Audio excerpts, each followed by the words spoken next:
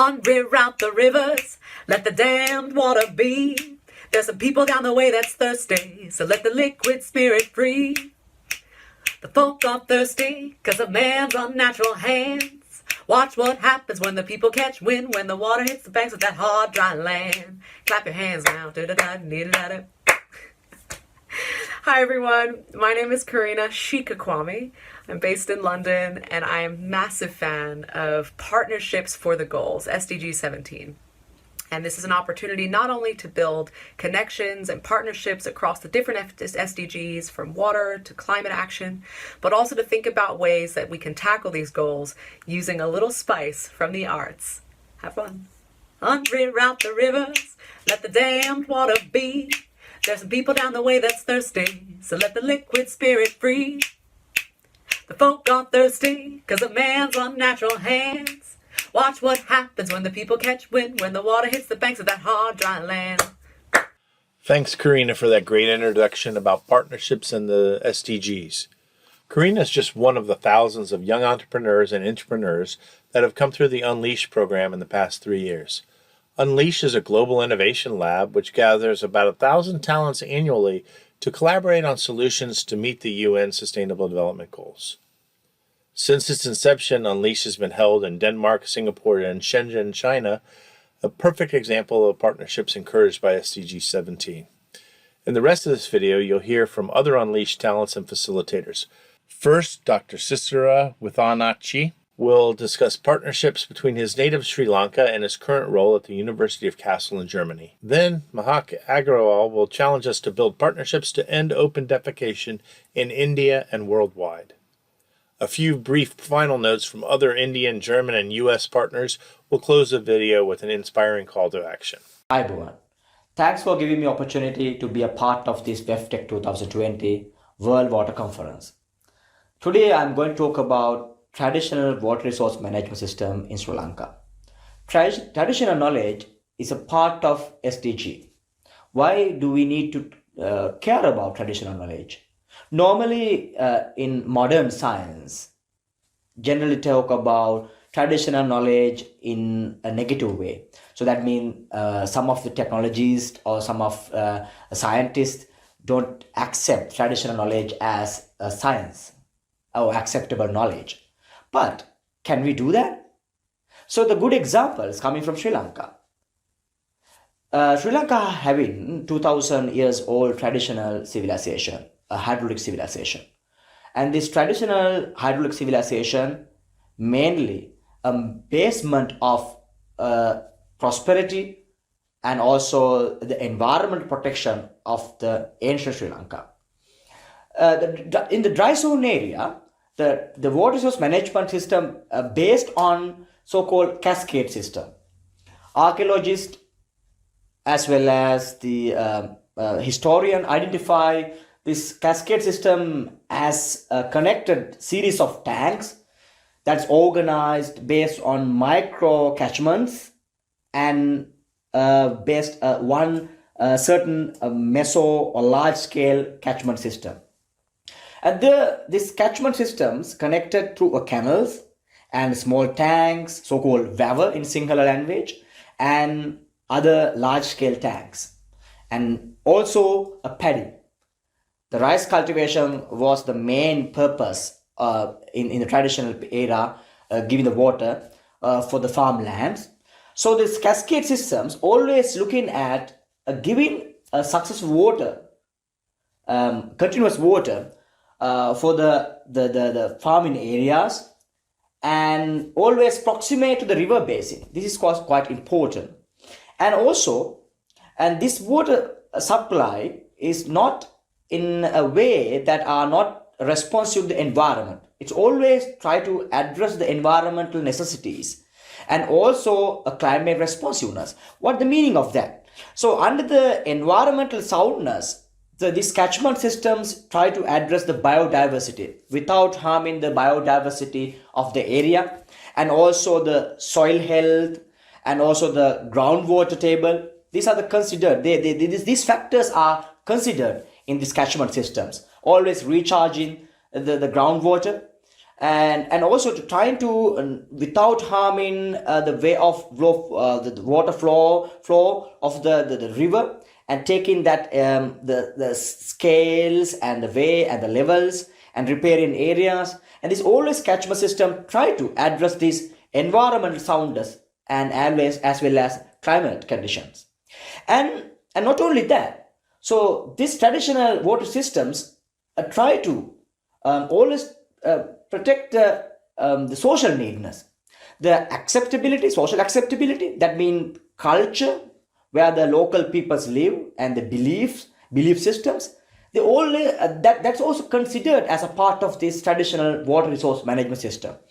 And ethics, how the social community a part of this process, and smallholder farmers as a major portion of those trace agroecology systems, they also a valuable part, they play a valuable part of the system.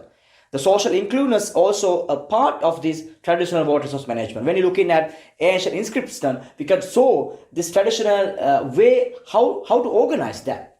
And here the picture you see the anicuts. The anicut is a dam, and in one of the small scale the valve or the tanks, you see that here. And this, when the building of these anicuts, they're looking at where the location is suitable for to build is that, and the soil structures, and also the catchment area, and also the other flora and fauna. These all factors are considered to build up such anicuts. And this ancient inscript, you can also see some of the important messages to whom belong the tanks. And these tanks normally belong to the whole people. And yeah, though this tanks is built upon guidance of a king, but it's belong to the people, community of the area. So this is the most important part. So, and this is how the traditional water, turning in the water. This is Anga Medal and Ridi Badi. So this is the two way of how the water divert from the main canals, main rivers. And a special part is that in the traditional, the water allocation systems never build a dam across the main river. They divert the water from the river, and then the floating river collected into the different large scale or the small scale the tanks. That's the most important the part of the traditional systems. Currently, what we observe in modern day tanks, they construct the dams directly crossing the rivers. And what happened? The water floating is governed, and sedimentation is a big issue in the traditional large scale dams. As I previously mentioned, agroecology is the part of the traditional water resource management. So the dry zone irrigation systems looking at how the seasonal cropping patterns are working on, because the dry zone area which has a low precipitation in whole year, hydrological year. So therefore they have to a particular season based agriculture systems. Even now in the traditional, in ancient day, and they always looking at how the farming patterns could be changed, and how the water allocations and distributions could be altered based on that.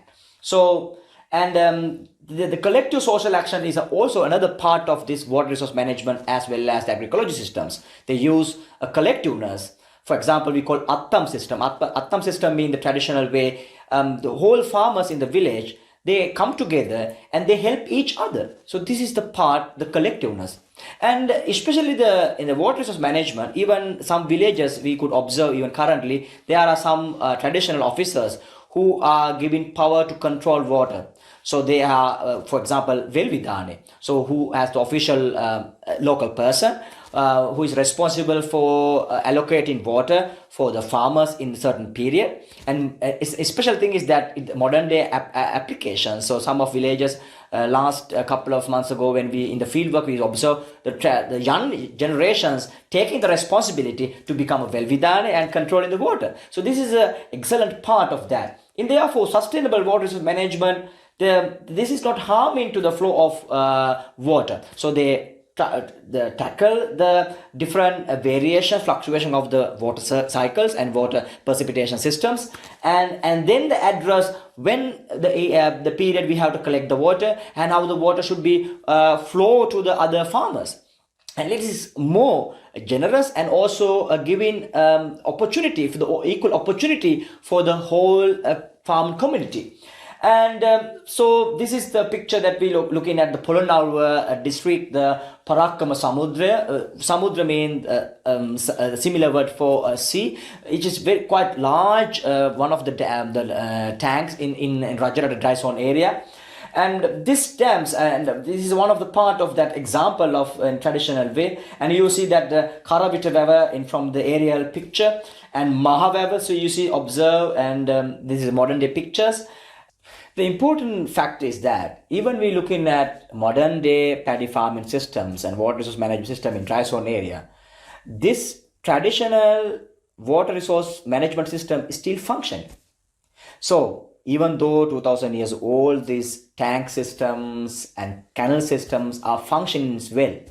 So therefore, the lessons what we could learn to the SDGs and modern day water management is that from the traditional knowledge, we have to think about how the traditional knowledge address these principles like environmental soundness, climate responsiveness, accessibility, affordability. So this part, always think about one side is social demand, other side is what the nature needs. I wish all a fruitful engagement in this WEFTEC 2020.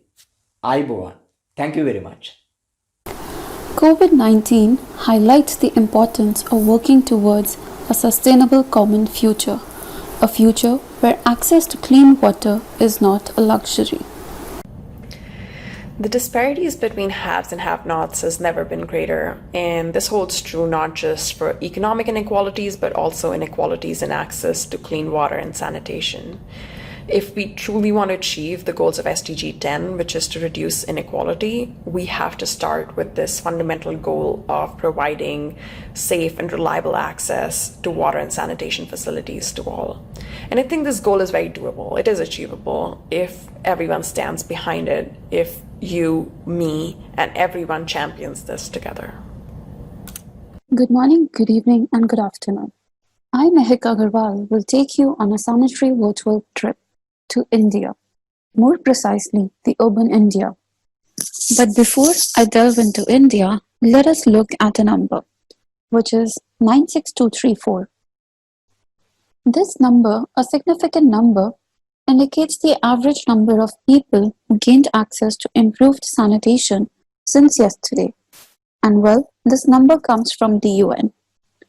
But then, there are evidences of open defecation and sanitation deprivation emerging every day from all over the world, be it from Tibet, from China, from Vietnam, from Chile, from Alaska, from Greece, and yes, from India as well. There are millions of people all over the globe who are deprived of the basic human right to sanitation. But when we translate these numbers of access and deprivation across geographies, we can see that there is a global call for sanitary change, a call that is not confined to low or middle income countries. So there goes one of the major global sanitary misconceptions. However, these global sanitary data, it often hides more than tells. For instance, it does not reflect the population which gained access to any form of sanitation, yet continues to defecate in the open. It does not reflect the population which has access to sanitation, but its functional use is limited, making people use the facilities once a day and defecate in the open twice or even more than that per day. Access to some, but only for a few, often males in public spaces, and deprivation for others is again not reflected in these global statistics. Now these numbers are crucial.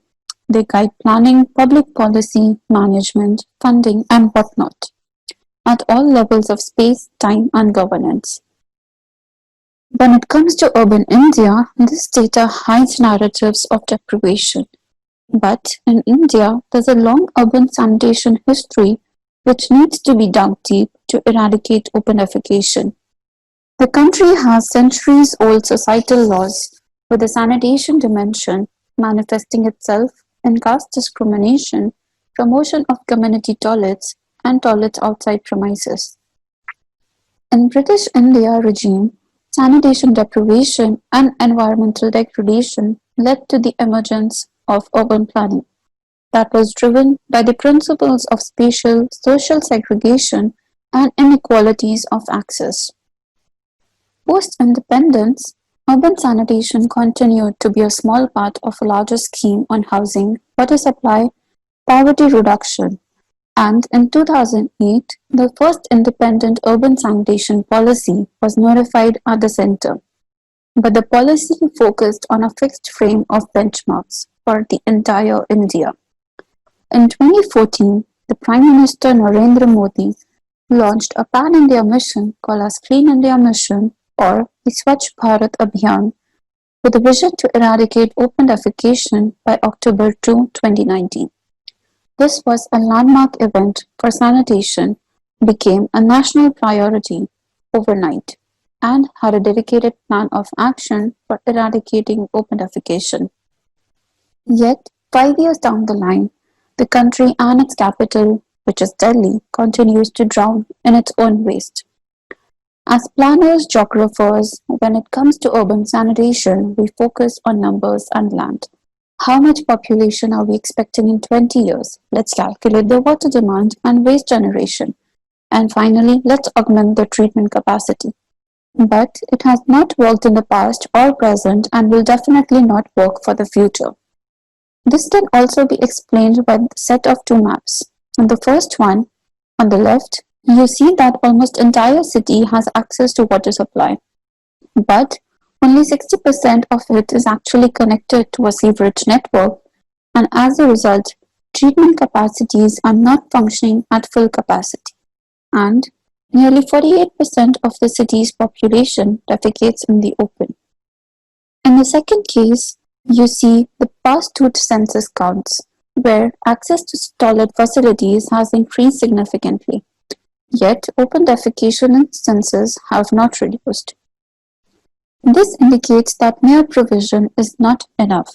And here are some of the narratives of sanitation deprivation across Delhi that I'd like to share. So one of the narratives is that of a defunct facility. There are facilities, but then none of them is usable. Also, sometimes there are numbers of facilities, but the usage is limited.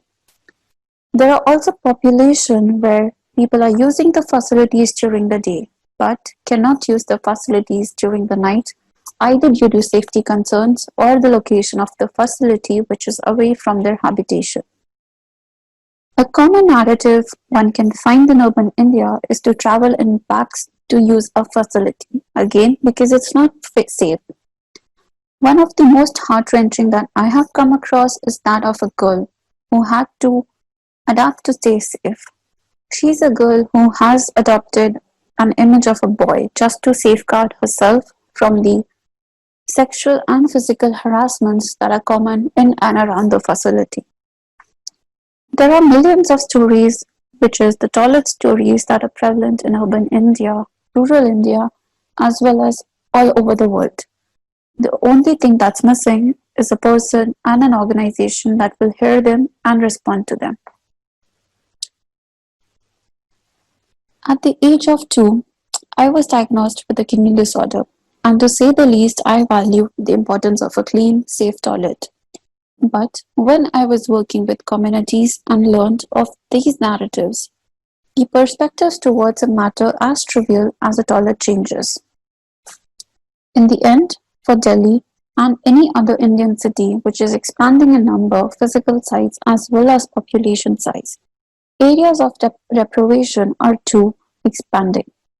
For truly eradicating open defecation, you need to first and foremost identify the potholes of the system, which are misplaced focus, inaccurate data, mindless provision, data inaccuracies, and limited scope of planning. Next, we rework our current systems and work with bits which work and rework the bits or missing links which will work. In doing this, we use narratives to build facilities people will use. Second, we fix and fill the data gap, in which SMS services in multiple languages will go a long way. Third, rework the census frame of sanitation data collection. Fourth, rework the method of wastewater calculation based on access to sewerage, not on the basis of access to water. Fifth, update the method of assessment and monitoring to include the dimensions of functionality, accessibility, sustainability, efficiency, and affordability. Sixth, mandatory audit checks to check the services for their usability, which is mandated as per the central mission, but not being done across the country or city. With the support of Change.org Foundation, I have started a petition directed to the Health and Urban Development Ministries of Delhi and the Chief Minister of Delhi, holding them accountable for the human right to sanitation. Well, 7 months ago, we were fortunate to get the response from Chief Minister of Delhi, who recognized the need for an audit of the facilities. Yet, amid the COVID, when sanitary facilities are of crucial importance, the ask of an audit remains unheard. Lastly, and most importantly, let us look at a 360-degree perspective of open defecation and sanitation deprivation. And with this, I'd like to thank you all for being kind and patient. Every single climatic event of today is connected to water, be it a flood, be it a drought, be it a tropical cyclone, or even the sea level rise. Everything comes back to water. So what I'm saying is that we cannot have climate action without having proper water resource management. So SDG 6 on clean water and sanitation is as connected to SDG 13 on climate action as much as you and I are connected, and we're all in this together, and we're gonna get this done.